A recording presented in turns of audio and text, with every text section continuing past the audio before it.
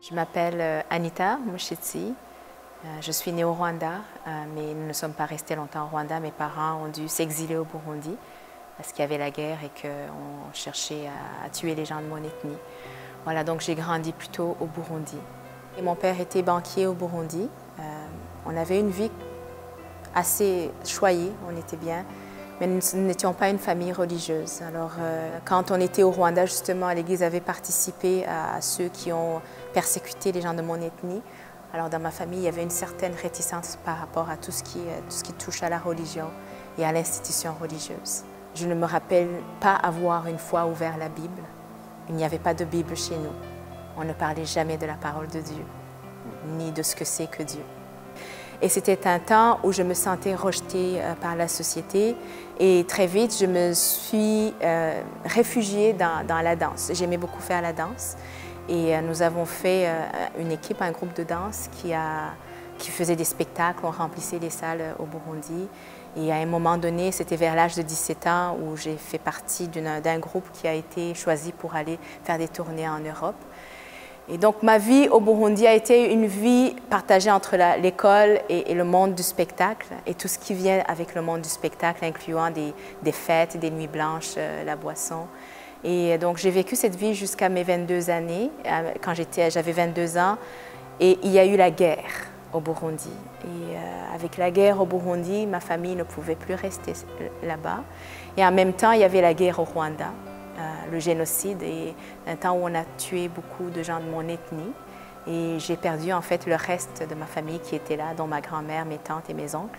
Alors mon cœur a été très endurci par rapport à Dieu et je me sentais aussi comme une personne qui n'avait pas besoin de ce Dieu-là, puisque j'étais considérée comme une personne qui avait réussi dans sa vie. Je réussissais les études, je réussissais dans ce groupe de danse. Alors, je l'ai carrément évacué de ma vie. Je ne voyais pas qu'il y avait quoi que ce soit de concret dans ma vie qui me convaincrait que j'ai besoin de ce Dieu. Il y avait des bombes qui explosaient au milieu de la nuit. J'avais très peur. J'avais très peur. Je ne dormais pas. On nous a dit que notre maison allait être attaquée, je me rappelle. Et mon père m'a appelée dans sa chambre et il m'a dit, ma fille, il faut qu'on sorte de la maison pour essayer de vous sauver. Moi, je vais rester dans la maison. Et il m'a fait carrément comme un testament. Il m'a dit, voici ce que j'ai gardé en banque, voici les clés, tout cela. Tu prendras soin de tes sœurs et de ton frère. Alors nous avons été évacués pour aller dans une partie où il y avait l'armée qui pouvait nous protéger. Mon père et ma mère ont décidé de rester avec mon père. C'était la débandade, c'était le désordre. On ne savait plus qui va où. Et moi, dans ce temps, j'ai pu partir parce que j'avais un visa pour les États-Unis. Deux de mes sœurs sont allées en Afrique du Sud. Alors toute la famille a été éparpillée, on était séparés et pendant un temps, on ne savait pas où les gens étaient de la famille. Et le Canada m'a accueillie comme réfugiée et j'ai commencé une vie seule à Montréal. Je me suis fait quelques amis que j'ai rencontrés sur place. J'ai continué dans la danse. Comme j'aimais faire la danse, on a créé avec quelques amis un groupe de danse rwandaise. On faisait de la danse rwandaise, on a continué à faire des spectacles au Canada.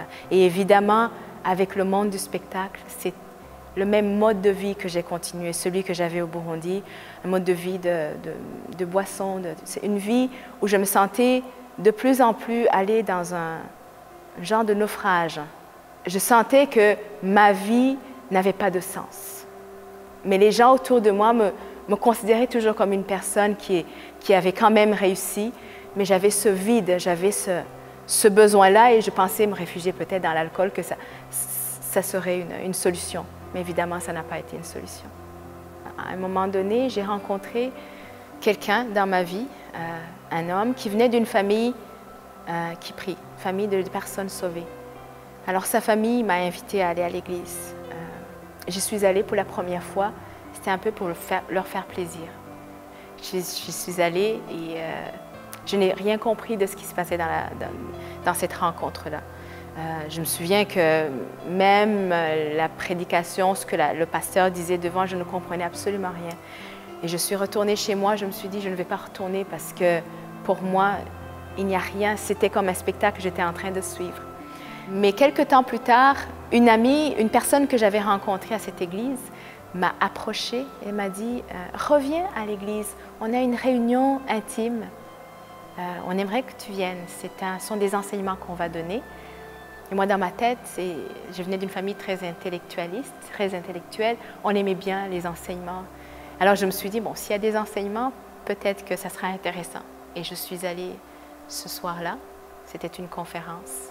Bien, je me suis dit, peut-être qu'ils vont pouvoir m'expliquer et que même moi, je vais peut-être aussi leur expliquer pourquoi ils sont dans le tort.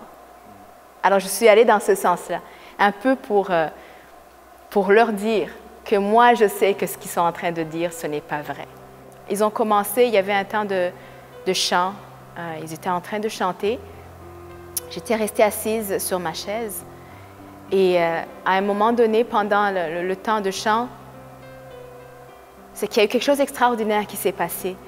J'ai vu une grande lumière que je ne comprenais pas, c'est une grande lumière. À un moment donné, je regardais, je me disais, mais d'où elle vient cette lumière? Ce n'était pas le soleil, ce n'était pas les lumières de la salle. Et dans cette lumière, je me suis vue, j'ai vu un tout petit ver de terre qui était noyé dans un océan. C'était comme un océan d'ordures et de saleté. Et je savais que c'était moi. Je savais que c'était moi et ce ver était nu, sans vie, minuscule. Et tout d'un coup, j'ai pris une conscience de ce que j'étais. C'était comme si je me disais, je suis tellement vulnérable. Je suis vulnérable, je suis nue, je n'ai pas de vie et c'est moi. Mais autant que je voyais cela et avec toute la honte que j'avais parce que j'étais nue, il y avait une conviction en moi qui est venue.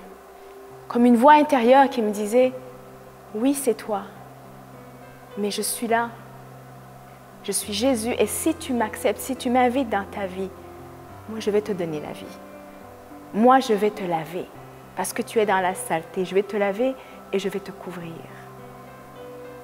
Et c'est devenu tellement réel que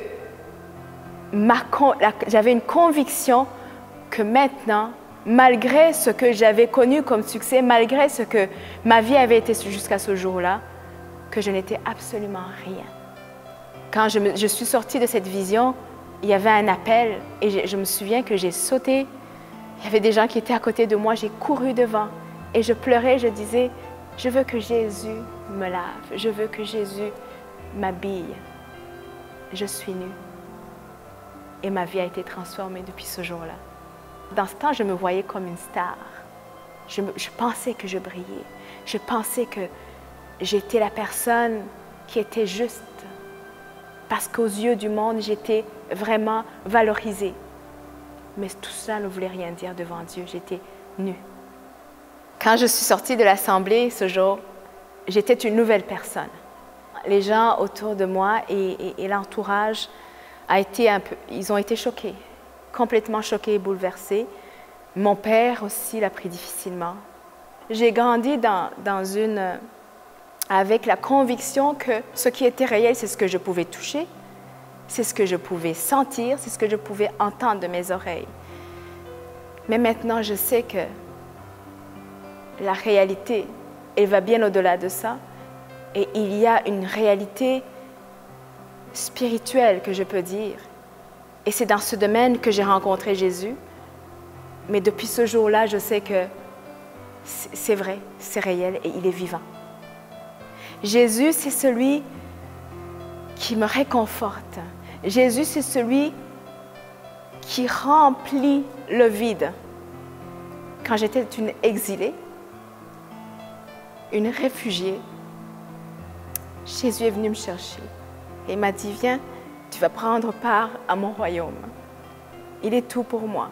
Il est celui qui ne prend pas égard de ce que les autres disent. Un jour, nous aurons à faire face à l'éternité. Et il faut qu'on choisisse où est-ce qu'on veut passer l'éternité. Est-ce que c'est dans la présence du Dieu vivant, dans cette grande lumière, dans cette joie, ou c'est dans des ténèbres? Alors je t'invite simplement, tout simplement, à ouvrir ton cœur en disant « Je sais que je ne suis pas bon, je sais que ma vie n'a pas été bien, n'a pas été bonne, mais je sais aussi que tu es vivant et que tu peux venir remplir le vide qu'il y a dans mon cœur. » Et il va venir, et il va t'aimer, et il va te combler.